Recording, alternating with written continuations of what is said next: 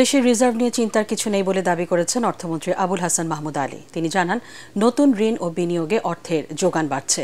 পরিকল্পনা কমিশনে ৮১,৪৯,০০,০০০ ব্যয় চট্টগ্রামের কালুরঘাটে কর্ণফুলীর নদীতে রেল ও সড়ক সেতু নির্মাণে বাংলাদেশ ও কোরিয়ার এক্সিম ব্যাংকের সাথে ঋণ চুক্তি সই অনুষ্ঠানে এসব কথা জানান অর্থমন্ত্রী।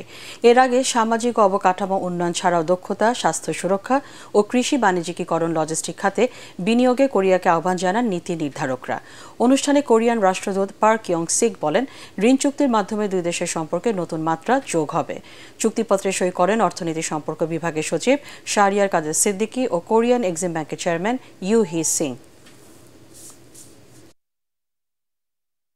রিপাবলিক অফ কোরিয়া যেভাবে এগিয়ে এসছে এই 5 বছরের তারা অনেক প্রজেক্টে সাহায্য করবে। রিজার্ভ নিয়ে চিন্তা করছেন কেন? আর চিন্তা আছে? কিন্তু এখনো তো স্যার অনেক নিচে। ওই তো আবার ঘুরে ফিরে একই কথা।